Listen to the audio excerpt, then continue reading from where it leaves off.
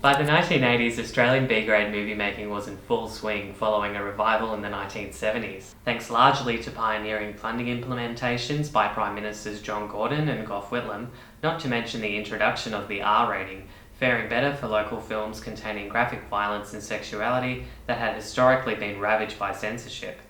In 1982, following such action-packed hits as The Man from Hong Kong, Death Cheaters and Stunt Rock, director Brian Trenchard Smith brought us a satirical dystopian futuristic cat and mouse chase film that predates Battle Royale and the Hunger Games by years. This is Turkey Shoot.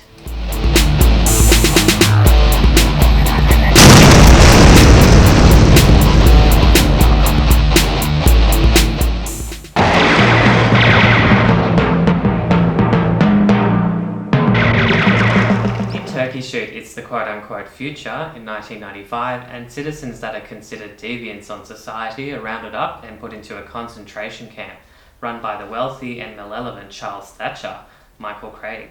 Amongst the new prisoners are rebellious radical Paul, Steve Railsback, and the wrongly accused Chris, Olivia Hussey.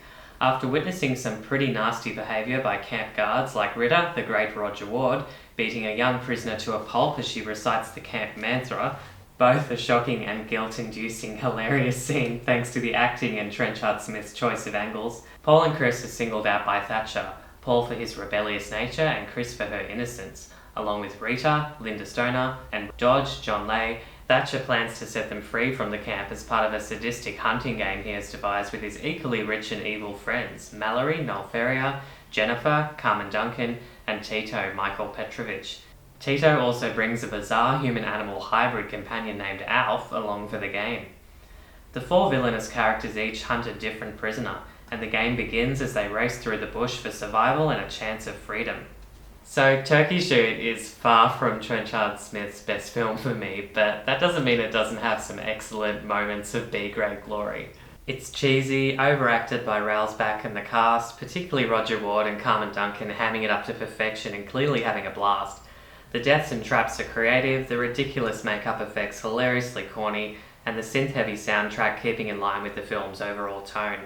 One gets the sense that Trenchard Smith knew he had a cheesy film and just went for it for what he had.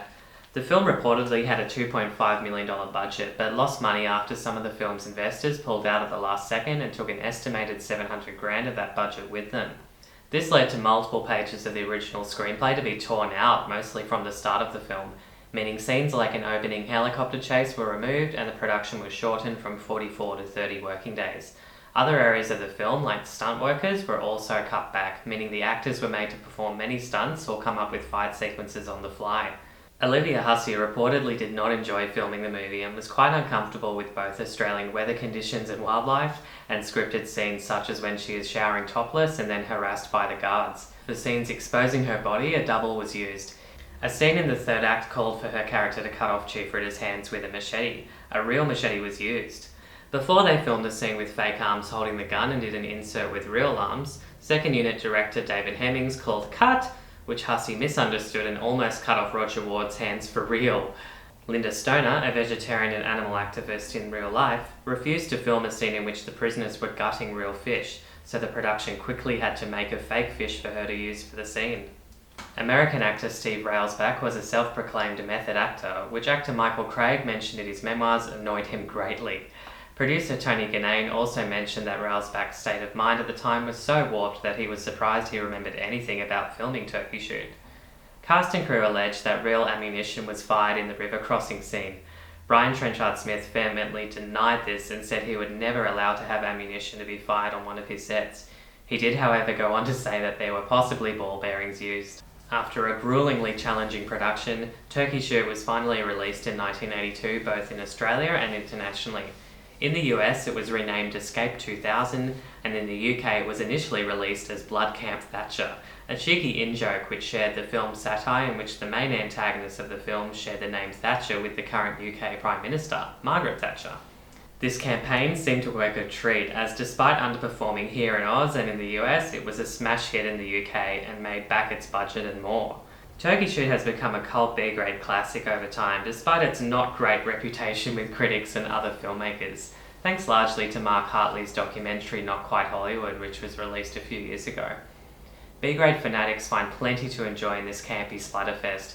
It's not my favourite Trenchard Smith film, like I mentioned, but it's still an action-packed, funny, gory ride, and definitely has an audience.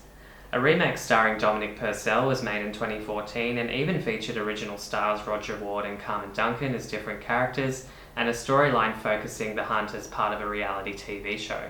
I haven't seen this remake yet, but I believe the general consensus is that it isn't that great. I own an older generation DVD copy of the original film. However, Umbrella Entertainment has recently released a limited edition Blu-ray of Turkey Shoot with original artwork, new audio commentaries by Tony Ganane and Mark Hartley, the original soundtrack on CD, and an extended Turkey Shoot interviews from Not Quite Hollywood. For fans of Ozploitation, it's definitely worth owning. So that was Turkey Shoot. It's a fun, entertaining splatterfest, and it's definitely worth watching if you're a fan of B-grade movies and Ozploitation, and watch it with a group of people if you can. I think that's the most fun way to see this film. Don't forget to like, share and subscribe to Road to Nowhere Films for more content, and I'll see you next time on another Ozploitation Odyssey.